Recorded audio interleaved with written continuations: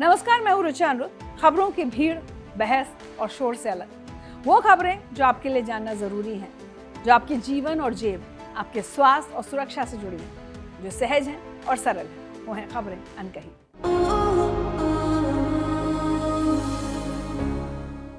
खबरें अनकही में आज बात होगी मोंथा चक्रवात की। साथ में आपको बताऊंगी कि आखिर इन चक्रवात के नाम कौन रखता है और कैसे रखता है। बात होगी 6 साल बाद हुई ट्रंप और जिनपिंग की मुलाकात पर। इसके अलावा मैं आपको बताऊंगी ट्रंप के उस ऐलान के बारे में जिससे दुनिया के कई देशों में दहशत फैल गई है, और एक बार फिर कैसे पाकिस्तान का झूठ बेनकाब हो गया है, ये भी आपको बताऊंगी। लेकिन उससे पहले आज की बड़ी खबरें देख लेते हैं। पीएम मोदी ने राहुल गांधी के छठ पर दिए बयान को लेकर तीखा हमला बोला। मुजफ्फरपुर की रैली में प्रधानमंत्री ने कहा कि कांग्रेस और आरजेडी वाले छठी मैया का अपमान कर रहे हैं। ऐसा अपमान बिहार और हिंदुस्तान सहन करेगा क्या? उनके लिए पूजा ड्रामा और नौटंकी है। 2027 में होने वाले यूपी चुनाव के लिए मायावती ने सियासी एक्सरसाइज शुरू कर दी है। मायावती ने बीएसपी की सत्ता में वापसी का फॉर्मूला मुस्लिम भाईचारा कमेटी की बैठक में समझाया। उन्होंने अपनी पार्टी के नेताओं से कहा कि मुस्लिम समाज को बताएं कि 22% दलित और 20% मुस्लिम मिलकर बीजेपी को चुनाव में हरा सकते हैं। डोनाल्ड ट्रंप और शी जिनपिंग की साउथ कोरिया में मुलाकात के बाद अमेरिका और चीन में व्यापार समझौता हो गया है।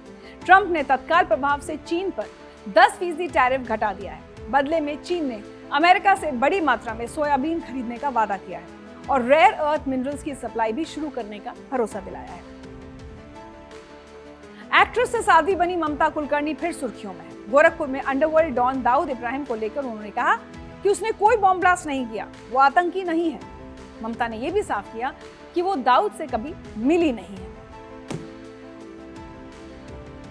28 अक्टूबर की शाम बंगाल की खाड़ी से उठा एक तूफान आंध्र प्रदेश के तट से टकराया। नाम दिया गया मोंथा, यानी खुशबूदार फूल। लेकिन इस खूबसूरत नाम के पीछे छिपा था एक भयंकर चक्रवात जो 100 किलोमीटर प्रति घंटे की रफ्तार से चल रही हवाओं के साथ आया। नरसापुर, मछलीपट्टनम और काकीनाडा के इलाकों में भारी तबाही मचाई। आंध्र प्रदेश सरकार ने अर्थ मूवर मशीन और ड्रोन्स को तैनात किया। तूफान ने उड़ीसा को भी प्रभावित किया और बिहार समेत 9 जिलों में भारी बारिश का अलर्ट जारी किया गया है। उधर कैरेबियाई देश जमाइका में हरिकेन मेलिसा ने भी भयंकर तबाही मचाई है। मेलिसा कैटेगरी 5 का तूफान है जो सबसे खतरनाक श्रेणी होती है। जब 28 अक्टूबर की सुबह जमाइका के तट से वो टकराया तो उसकी हवाओं की रफ्तार करीब 300 किलोमीटर प्रति घंटे थी। ये जमाइका के इतिहास में अब तक का सबसे शक्तिशाली तूफान है। ये सिर्फ एक तूफान नहीं है, यह है कुदरत की वो ताकत जिसने एक बार फिर याद दिला दिया कि इंसान की हैसियत उसके सामने कुछ नहीं है। लेकिन सवाल है कि चक्रवात क्या होते हैं और कैसे आते हैं। चक्रवात असल में एक विशाल घूमता हुआ तूफान है जो समुद्र में बनता है। इसे समझना बेहद आसान है। जब समुद्र का पानी 26-27 डिग्री सेल्सियस से ज्यादा गर्म होता है तो उसके ऊपर भाप उठती है। ये गर्म और नम हवा ऊपर उठती है और ठंडी होकर बादल बनाती है। इस प्रक्रिया में एनर्जी रिलीज होती है जो तूफान को ताकत देती है। जैसे जैसे और हवा नीचे से ऊपर जाती है, एक लो प्रेशर जोन बनता है। आसपास की हवा इस खालीपन को भरने के लिए तेजी से घूमने लगती है और यहीं से बनता है चक्रवात। गौर करने वाली बात है कि सबसे ज्यादा चक्रवात बंगाल की खाड़ी में ही आते हैं। इसकी कई वजहें हैं। यहाँ का पानी अरब सागर से ज्यादा गर्म रहता है। गंगा, ब्रह्मपुत्र और दूसरी नदियां यहाँ मीठा पानी लाती हैं जिससे समुद्र की सतह पर गर्म पानी की एक परत बन जाती है। यहाँ की नमी भी ज्यादा होती है और मानसून के पहले और बाद का मौसम चक्रवात के लिए एकदम सही होता है। नतीजा ये कि अरब सागर के मुकाबले बंगाल की खाड़ी में 4 गुना ज्यादा चक्रवात आते हैं। अक्सर लोगों के जहन में सवाल आता है कि आखिर इन चक्रवातों की अजीबोगरीब नाम देता कौन है। चलिए मैं आज आपको आसान तरीके से ये भी समझाती हूँ। बात है सन 1947 की, जब अमेरिका के मियामी में एयरफोर्स हरिकेन ऑफिस ने उत्तरी अटलांटिक महासागर में आने वाले महत्वपूर्ण चक्रवातों को पहचानने के लिए एक प्रणाली की शुरुआत की जिसके तहत एबल, बेकर, चार्ली जैसे कोड का इस्तेमाल होता था जो रेडियो कम्युनिकेशन में मददगार साबित हुए। 1953 में एक बड़ा बदलाव आया जब यूएस नेशनल वेदर सर्विस ने तूफानों को महिला नामों से पहचानना शुरू किया। ये प्रयोग काफी सफल रहा क्योंकि नाम याद रखना आसान था और एक साथ कई तूफान आने पर भ्रम नहीं होता था। हालांकि देखिए कितनी गलत बात है, तूफान का नाम महिलाओं पर। 1978 में एक और महत्वपूर्ण बदलाव हुआ जब बारी बारी से पुरुष और महिला नामों की सीरीज चलन में आई। ये ठीक है। हालांकि अब तक बंगाल की खाड़ी और अरब सागर में आने वाले चक्रवातों के नाम देने की शुरुआत नहीं हुई थी। फिर आया साल 2000 जब वर्ल्ड मेट्रोलॉजिकल ऑर्गेनाइजेशन यानी WMO और economic and social commission for Asia and the Pacific यानी ESCAP ने मिलकर फैसला किया कि अब से उत्तरी हिंद महासागर क्षेत्र के चक्रवातों को भी नाम दिए जाएंगे। हालांकि इस सिस्टम को शुरू होने में 4 साल लगे और 2004 से चक्रवातों के नाम रखे जाने की प्रक्रिया शुरू हुई। कुल 13 देशों को इसमें शामिल किया गया। Bharat, Bangladesh, Pakistan, Saudi Arab, Sri Lanka, Thailand, Qatar, Iran, Maldives, Myanmar, Oman, संयुक्त अरब अमीरात और यमन इसका हिस्सा है। हर देश नामों की एक लिस्ट देता है। ये नाम छोटे, आसान और उस क्षेत्र की संस्कृति से जुड़े होते हैं। नामों को एक क्रम में इस्तेमाल किया जाता है, कॉलम के हिसाब से, और भारत का रीजनल स्पेशलाइज्ड मेट्रोलॉजिकल सेंटर यानी RSMC इन नामों पर आधिकारिक मुहर लगाता है। मोन्था नाम थाईलैंड ने दिया है, जिसका मतलब होता है खुशबूदार फूल, जैसा मैंने आपको बताया था। 2024 में बंगाल की खाड़ी में दाना चक्रवात आया, इसका मतलब है उदारता। इस नाम को कतर ने दिया था। इससे पहले अगस्त 2024 में असना चक्रवात आया था, जिसका मतलब है प्रशंसनीय। यह नाम पाकिस्तान ने दिया था। पॉजिटिव नामों वाले इन तूफानों ने भयानक तबाही मचाई। उधर जमाइका में आए चक्रवाती तूफान मेलिसा, ये एक ग्रीक शब्द से निकला है जिसका मतलब होता है मधुमक्खी। इससे पहले 2005 में कैटरीना और 2017 में मारिया नाम दिए गए थे। यहां मैं आपको एक मजेदार बात बताती हूँ। शुरुआती दौर में ऑस्ट्रेलिया में चक्रवातों को भ्रष्ट नेताओं के नाम पर रखने की परंपरा थी। ये मौसम वैज्ञानिकों का राजनेताओं को व्यंग करने का एक तरीका था। अब सोचने वाली बात यह भी है कि नामकरण का फायदा क्या होता है। तो पहला है, कम्युनिकेशन आसान हो जाता है। मीडिया, सरकार और लोगों के लिए चक्रवाती तूफान नंबर 5 की जगह मोन्था कहना बहुत आसान है। दूसरा, जागरूकता बढ़ती है। नाम से तूफान को पहचाना जाता है, लोग उसे याद रखते हैं। तीसरा, अगर एक साथ कई तूफान आए तो नाम से कंफ्यूजन नहीं होता। चौथा, बचाव और तैयारी में मदद मिलती है। नाम से लोग तुरंत समझ जाते हैं कि किस तूफान की बात हो रही है। लेकिन चक्रवात कितना खतरनाक है, ये कैसे पता चलता है? इसके लिए भारत का मौसम विभाग यानी IMD एक खास सिस्टम का इस्तेमाल करता है। ये हवा की रफ्तार के आधार पर तूफान को कैटेगरी में बांटता है। अगर हवा की रफ्तार 50 से 60 किलोमीटर प्रति घंटा है तो उसे कैटेगरी 1 में रखा जाता है। हवा की गति 60 से ज्यादा हो तो 61 से 117 किलोमीटर प्रति घंटा है तो उसे कैटेगरी 2 में रखा जाता है। इससे ज्यादा रफ्तार होने पर उसे कैटेगरी 3 में रखा जाता है। हवा की रफ्तार 118 से 165 किलोमीटर प्रति घंटा होती है। जब हवा 166 से 221 किलोमीटर प्रति घंटा की रफ्तार से चलती है तो उसे कैटेगरी 4 का तूफान कहा जाता है।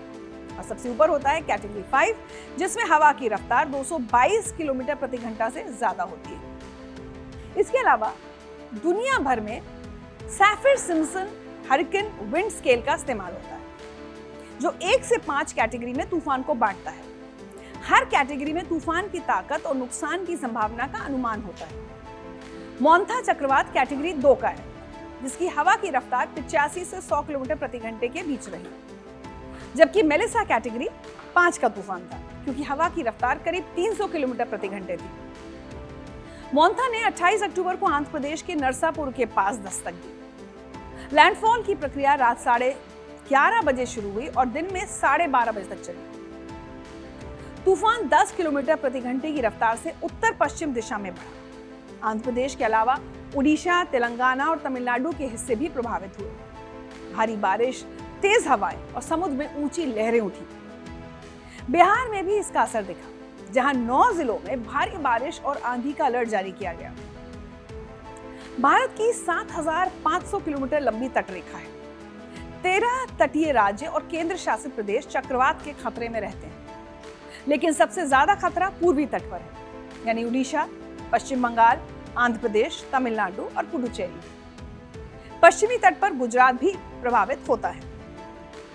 भारत ने अब तक कई भयंकर चक्रवात झेले हैं। इतिहास में सबसे खतरनाक था 1970 का भोला चक्रवात, जो बांग्लादेश और पश्चिम बंगाल में आया। 185 किलोमीटर प्रति घंटे की हवा की रफ्तार के साथ आया ये तूफान दुनिया का सबसे घातक चक्रवात माना जाता है। इसमें करीब 4 लाख लोगों की जान चली गई थी। गंगा डेल्टा के निचले इलाके पूरी तरह बर्बाद हो गए थे। 1977 में आंध्र प्रदेश में निजामपट्टनम के पास आया चक्रवात भी भयंकर था। 230 किलोमीटर प्रति घंटे से ज्यादा रफ्तार की हवाओं के साथ आए इस तूफान से 7 मीटर ऊंची समुद्री लहरें उठी। आधिकारिक तौर पर 10,000 लोग मारे गए और 34 लाख लोग बेघर हुए। आधुनिक इतिहास में सबसे भयंकर था 1999 का ओडिशा सुपर साइक्लोन। 29 अक्टूबर को पारादीप के पास आए इस तूफान की 260 किलोमीटर प्रति घंटा की रफ्तार थी। करीब 10,000 लोगों की इसमें जान गई, लेकिन असली संख्या इससे कहीं ज्यादा मानी जाती है। अब मोन्था ने फिर याद दिला दिया कि चक्रवात की ताकत को कम नहीं आंका जा सकता, लेकिन एक उम्मीद की किरण भी है। बांग्लादेश और म्यांमार में पहले चक्रवातों में लाखों लोग मरते थे। 2023 में मोचा चक्रवात आया, जो बेहद खतरनाक था, लेकिन सटीक भविष्यवाणी और तैयारी की वजह से मौतें सीमित रही। भारत में भी अब अर्ली वार्निंग सिस्टम, बेहतर तैयारी, लोगों की जागरूकता से नुकसान कम हो रहा है। दक्षिण कोरिया के बुसान शहर में आज कुछ ऐसा हुआ जो पूरी दुनिया ने देखा। दुनिया की 2 सबसे ताकतवर अर्थव्यवस्थाओं के मालिक आमने सामने बैठे थे। एक तरफ अमेरिकी राष्ट्रपति डोनाल्ड ट्रंप, जो हमेशा बड़ी बड़ी बातें करने के लिए मशहूर हैं। दूसरी तरफ चीनी राष्ट्रपति शी जिनपिंग, जो चुपचाप लेकिन दमदार तरीके से अपनी बात रखते हैं। आखिरी बार दोनों नेता 2019 में मिले थे और अब पूरे 6 साल बाद ये मुलाकात हुई। तो क्या बातचीत हुई इन दोनों के बीच? क्या टैरिफ वॉर खत्म हुआ? किसने किसके सामने झुकने का नाटक किया? और सबसे बड़ी बात, क्या ये मुलाकात सच में कुछ बदलेगी या फिर सिर्फ कैमरों के सामने हाथ मिलाने का एक और शो था? चलिए सिलसिलेवार तरीके से ये आपको समझाती हूँ। ट्रंप और जिनपिंग 2019 में जापान के ओसाका में आखिरी बार मिले थे। तब G20 समिट था, तब भी व्यापार युद्ध चल रहा था। उसके बाद पूरी दुनिया बदल गई। कोरोना आया, अर्थव्यवस्थाएं हिली और अमेरिका चीन के बीच तनाव बढ़ता गया। जनवरी 2025 में जब ट्रंप दोबारा राष्ट्रपति बने तो उन्होंने चीनी सामान पर 145% तक टैरिफ लगा दिया। यानी जो चीज 100 रुपए की थी वो 245 रुपए की हो गई। चीन भी खामोश नहीं बैठा, उसने भी जवाबी हमला किया और रेयर अर्थ मिनरल्स, यानी वो खास खनिज जो मोबाइल, कंप्यूटर, गाड़ियों में इस्तेमाल होते हैं, उनके निर्यात पर पाबंदी लगा दी। दुनिया के 70% से ज्यादा ऐसे खनिज चीन से आते हैं। तो अमेरिका के लिए ये बड़ा सरदर्द बन गया। फिर अक्टूबर के आखिर में दोनों देशों के अधिकारियों ने मलेशिया में बातचीत की और तय किया कि अब बड़ों को मिलना चाहिए। फिर वो दिन आया और बुसान में ये मुलाकात मुकम्मल हुई। जब ट्रंप ने जापान और दक्षिण कोरिया के नेताओं से मुलाकात की तो शानदार महल और म्यूजियम्स में हुई, लेकिन जब चीनी राष्ट्रपति से मिलना था तो चुना गया एयरपोर्ट। मुलाकात हुई बुसान के गिम्हे एयरबेस पर, जो एयरपोर्ट के पास एक सैन्य अड्डा है। अब समझना मुश्किल नहीं है कि ये कोई गर्मजोशी भरी मुलाकात नहीं थी, बल्कि एक जरूरत थी। शी जिनपिंग भी 11 साल बाद दक्षिण कोरिया आए थे, वो भी एपिक समिट के लिए। ट्रंप को वापस अमेरिका जाना था तो दोनों ने सोचा चलो एयरपोर्ट पर ही मिल लेते हैं। ये वही बात हुई जैसे आप किसी से कहें अरे भाई मिलना ज़रूरी है लेकिन मेरे घर मत आना, सड़क पर मिल लेते हैं। मतलब साफ है, रिश्ता तो बिगड़ा हुआ है लेकिन बात करनी पड़ेगी। दोनों आमने सामने आए, एक दूसरे से हाथ मिलाया, फोटो खिंचवाई, कैमरों के सामने तारीफों के कसीदे भी पढ़े गए। ट्रंप ने कहा शी एक महान देश के महान नेता हैं, लेकिन बहुत सख्त सौदेबाज हैं और ये अच्छी बात नहीं है। मतलब तारीफ भी कर दो और शिकायत भी। यही है राजनीति का खेल। फिर शी जिनपिंग बोले आपको इतने सालों बाद देखकर बहुत अच्छा लग रहा है, मैं आपके साथ काम करने के लिए तैयार हूँ। मतलब चलो भाई लड़ाई बंद करो, साथ काम की बात करते हैं। मीटिंग भारतीय समय के हिसाब से सुबह 7:30 बजे शुरू हुई और 1 घंटा 40 मिनट चली, जो उम्मीदों से ज्यादा थी। असल में 30 मिनट में खत्म होनी थी ये मीटिंग, लेकिन बातें लंबी खिंच गई। शायद इसीलिए कहते हैं जब दो दुश्मन मिलते हैं तो बातें लंबी चलती हैं। दोनों तरफ से बड़ी बड़ी हस्तियां आईं। अमेरिकी तरफ से व्यापार प्रतिनिधि जेमिसन ग्रीर, वाणिज्य मंत्री हॉवर्ड यूटनिक, वित्त मंत्री स्कॉट बेसेंट और चीफ ऑफ व्हाइट हाउस सुसी वाइल्स शामिल थी। चीन की तरफ से उप प्रधानमंत्री ही लिफेंग, विदेश मंत्री वांग यी और कई बड़े अधिकारी शामिल हुए। मीटिंग खत्म होने के बाद ट्रंप बाहर निकले और बड़े गर्व से बोले, बहुत सारे फैसले हुए हैं, ये एक अद्भुत मीटिंग थी। फिर उन्होंने जो घोषणाएं की वो सुनकर दुनिया को थोड़ी राहत मिली। सबसे बड़ी बात, टैरिफ कम हुआ। ट्रंप ने बताया कि उन्होंने चीन पर 10% टैरिफ कम कर दिया है। रेयर अर्थ मिनरल्स की समस्या सुलझी। ट्रंप ने कहा, रेयर अर्थ का पूरा मुद्दा सुलझ गया है। चीन ने अपनी पाबंदी कम से कम 1 साल के लिए टाल दी। हालांकि शी जिनपिंग ने सुरक्षा कारणों का हवाला देते हुए पूरी तरह पाबंदी हटाने से इनकार कर दिया, लेकिन सीमित कोटा बढ़ाने पर सहमति जताई। मतलब अमेरिकी कंपनियों को अब मोबाइल और इलेक्ट्रॉनिक्स बनाने के लिए ये खनिज थोड़े बहुत मिल सकेंगे। सोयाबीन की खरीद, चीन ने बड़े पैमाने पर अमेरिकी सोयाबीन और मक्का खरीदने की बात कही। सितंबर से चीन ने अमेरिकी किसानों से सोयाबीन खरीदना बंद कर दिया था, जिससे उन्हें भारी नुकसान हो रहा था। नशे के खिलाफ कदम उठाया गया। शी जिनपिंग ने फेंटेनिल, जो एक खतरनाक नशीला पदार्थ है, उसे रोकने के लिए कड़ी मेहनत करने का वादा किया। अमेरिका में हर साल हजारों लोग इससे मर जाते हैं और इसे बनाने में इस्तेमाल होने वाले केमिकल चीन से आते हैं। यूक्रेन पर भी बात हुई। ट्रंप ने कहा कि अमेरिका और चीन यूक्रेन मुद्दे पर मिलकर काम करेंगे, लेकिन ताइवान के मुद्दे पर कोई बात नहीं हुई। ट्रंप ने साफ कहा कि ताइवान का मुद्दा बातचीत में नहीं आया। इसके अलावा ट्रंप ने ऐलान किया है कि वो अप्रैल में चीन जाएंगे और उसके बाद शी अमेरिका आएंगे, यानी मिलना जुलना अब जारी रहेगा, ऐसी उम्मीद की जा सकती है। ट्रंप ने कहा कि जल्द ही बड़े नतीजे भी सामने आएंगे। अब देखते हैं कितने बड़े और कैसे नतीजे आते हैं। मीटिंग खत्म हुई, दोनों ने फिर से हाथ मिलाया और बिना कोई संयुक्त बयान दिए अपने अपने रास्ते निकल गए। ट्रंप एयरफोर्स 1 में बैठकर अमेरिका लौट गए और शी एपिक समिट में शामिल होने चले गए। न कोई प्रेस कॉन्फ्रेंस, न कोई साझा घोषणा, बस मुलाकात हुई और बात खत्म। अब समझते हैं कि आखिर दोनों देशों के बीच ये झगड़ा क्यों है। असल में ये व्यापार युद्ध नहीं बल्कि ताकत का खेल है। अमेरिका चाहता है कि वो दुनिया की नंबर 1 ताकत बना रहे और चीन चाहता है कि वो फर्स्ट पोजीशन पर रहे। इस झगड़े के 2 महत्वपूर्ण पॉइंट्स आपको समझाती हूँ। पहला है व्यापार का असंतुलन। अमेरिका कहता है कि हम चीन से बहुत सारा सामान खरीदते हैं, लेकिन चीन को बहुत कम बेच पाते हैं। इससे अमेरिकी कंपनियों और नौकरियों को नुकसान होता है। इसलिए ट्रंप का सोचना है, टैरिफ लगाओ तो चीनी सामान महंगा हो जाएगा और अमेरिकी लोग स्वदेशी सामान खरीदेंगे। दूसरा है टेक्नोलॉजी की चोरी। अमेरिका का आरोप है कि चीन अमेरिकी कंपनियों की टेक्नोलॉजी चुराता है। अगर कोई अमेरिकी कंपनी चीन में काम करना चाहती है तो उसे अपनी टेक्नोलॉजी चीनी कंपनियों के साथ शेयर करनी पड़ती है।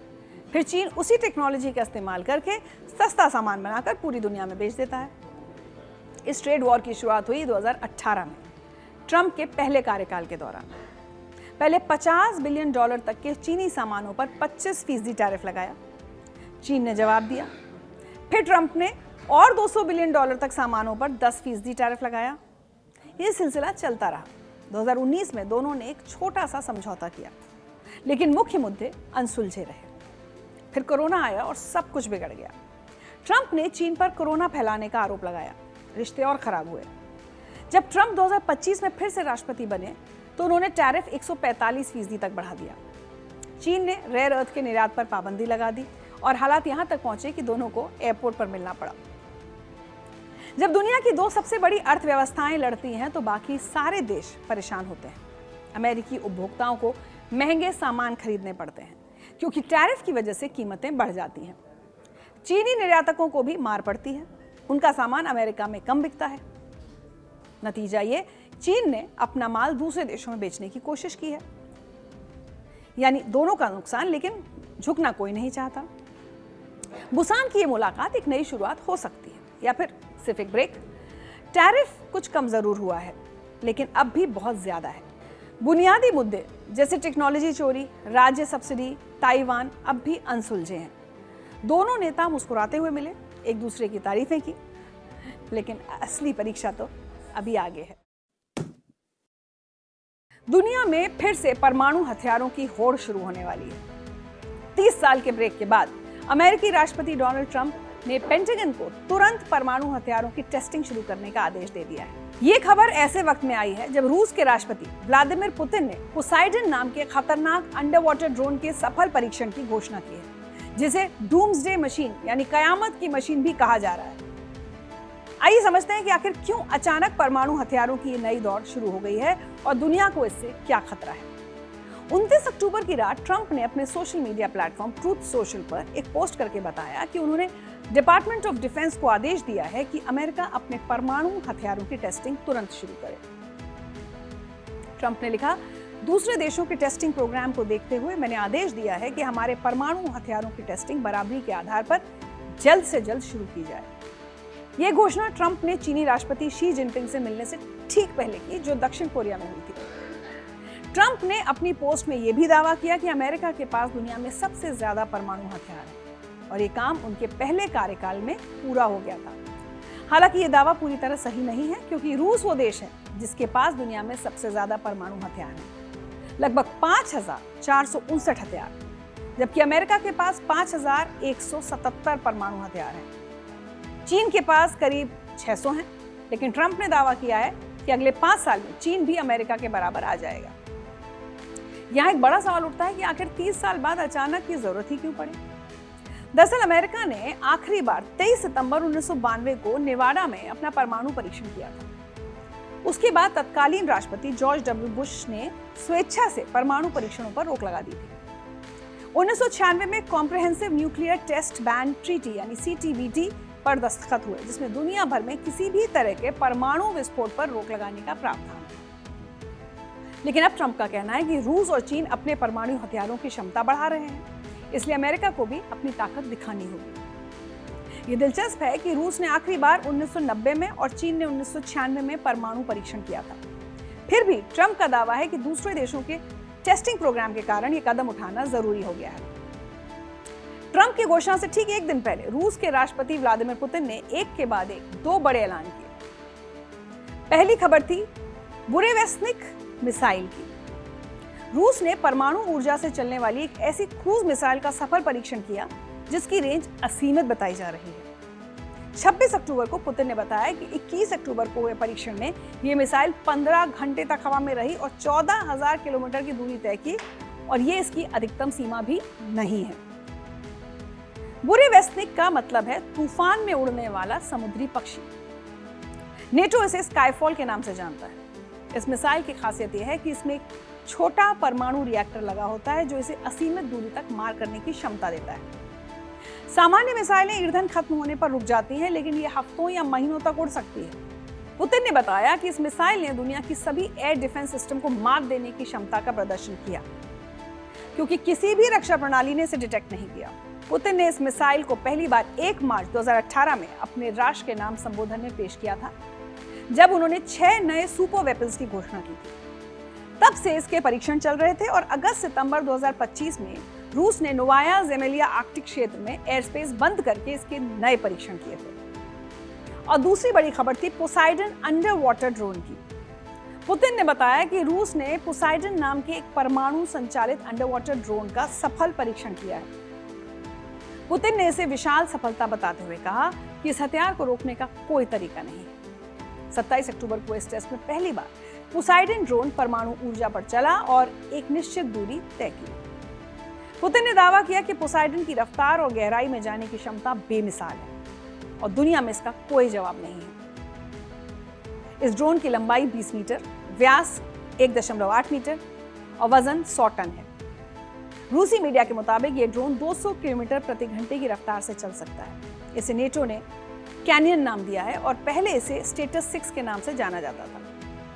सबसे खतरनाक बात यह है कि पोसाइडन को तटीय इलाकों के पास विस्फोट करके एक शक्तिशाली रेडियो एक्टिव सुनामी पैदा करने के लिए डिजाइन किया गया है।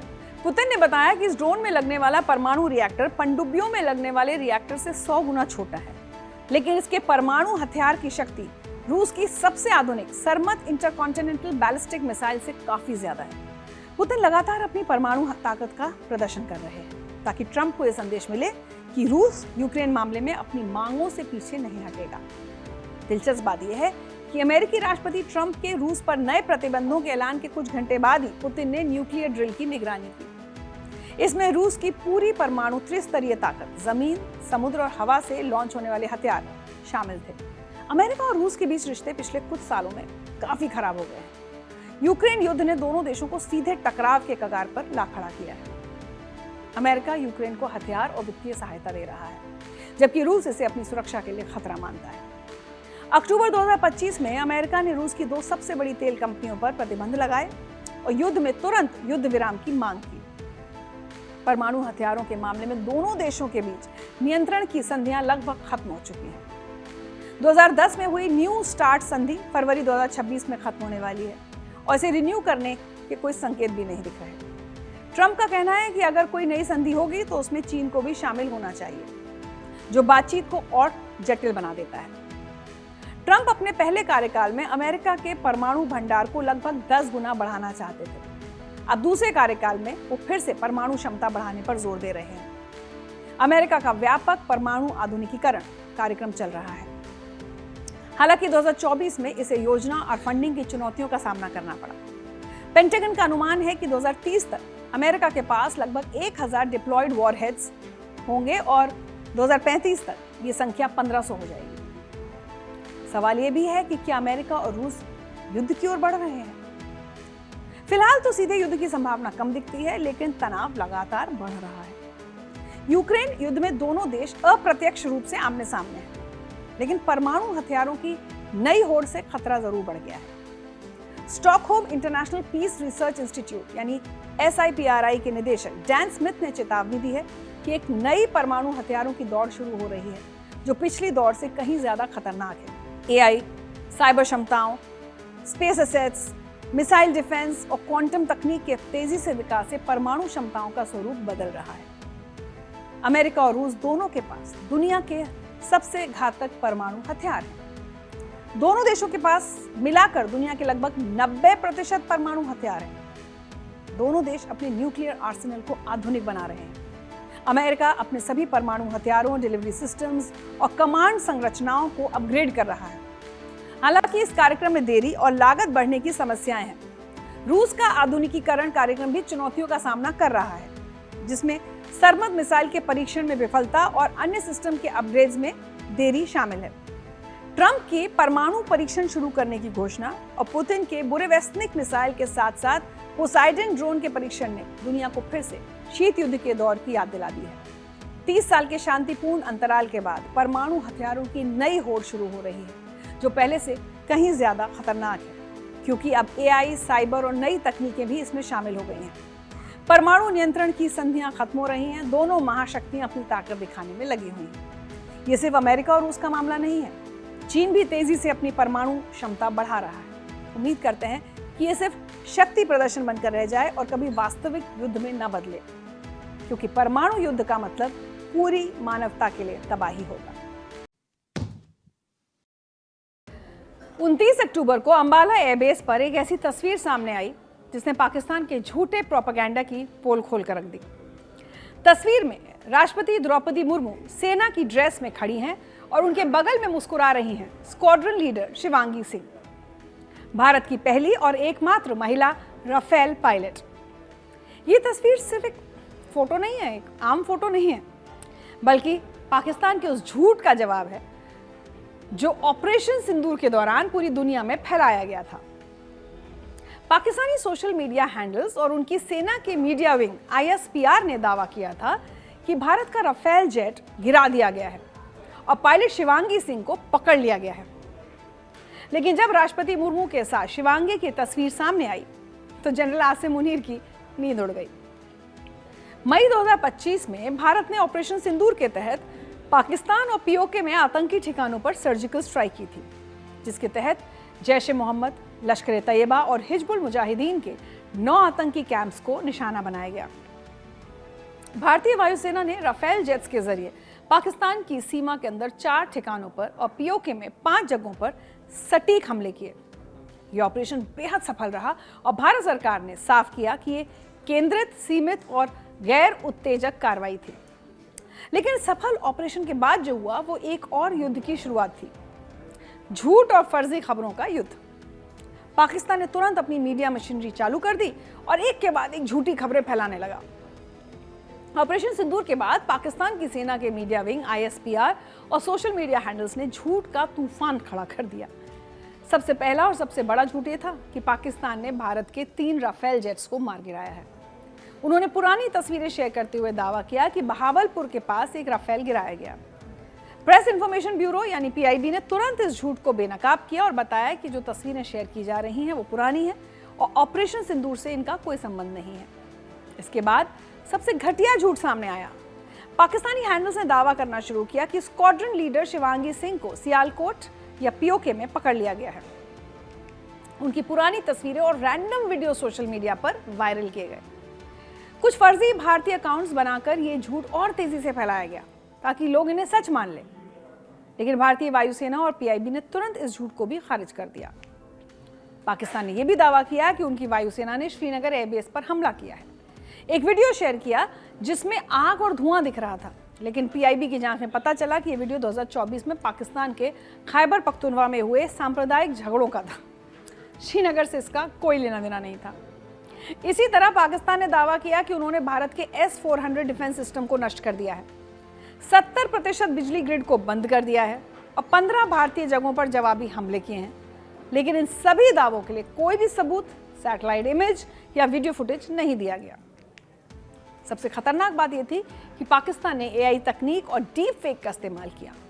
फर्जी वीडियोस बनाए गए, AI बॉट्स का इस्तेमाल करके झूठी खबरें तेजी से फैलाई गई। ये सब ISPR की एक सोची समझी रणनीति का हिस्सा था।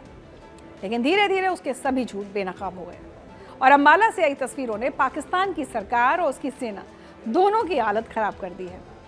अब बात करते हैं उस बहादुर बेटी की जिसके नाम पर पाकिस्तान ने सबसे घटिया झूठ फैलाया।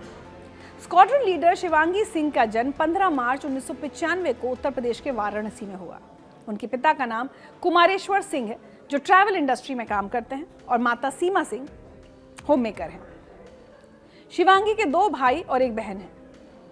शिवांगी को बचपन से ही विमानों से लगाव था। जब वो सिर्फ 9 साल की थी तो उन्होंने अपने दादाजी के साथ दिल्ली के एयरफोर्स म्यूजियम की यात्रा की। वहाँ विमानों को देखकर वो इतनी प्रभावित हुई कि उसी दिन उन्होंने फैसला कर लिया कि उन्हें पायलट बनना है।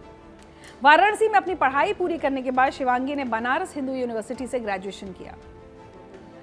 BHU में रहते हुए उन्होंने NCC में भी हिस्सा लिया। जुलाई 2016 में शिवांगी ने हैदराबाद की एयरफोर्स अकेडमी में ट्रेनिंग शुरू की। 2017 में वो भारतीय वायुसेना में कमीशन हुई।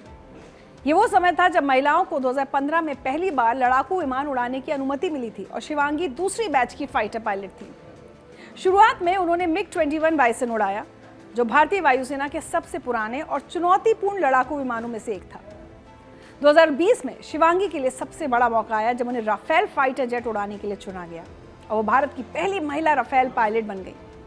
उन्होंने फ्रांसीसी ट्रेनर्स के साथ हाईटेक सिमुलेटर पर कड़ी मेहनत की और राफेल के एडवांस्ड एवियोनिक्स, रडार और हथियार प्रणाली में महारत हासिल की। शिवांगी अंबाला एयरफोर्स स्टेशन के मशहूर गोल्डन एरो स्क्वाड्रन की सदस्य हैं। उन्हें राफेल रानी का खिताब भी मिला है। शिवांगी ने पूर्वी लद्दाख और LAC जैसे संवेदनशील सीमा क्षेत्रों में राफेल उड़ाया है। 2023 में उन्होंने फ्रांस में एक्सरसाइज ओरियन में भारत का प्रतिनिधित्व किया, जहां पहली बार इंडियन एयरफोर्स ने राफेल को विदेशी तैनाती पर भेजा।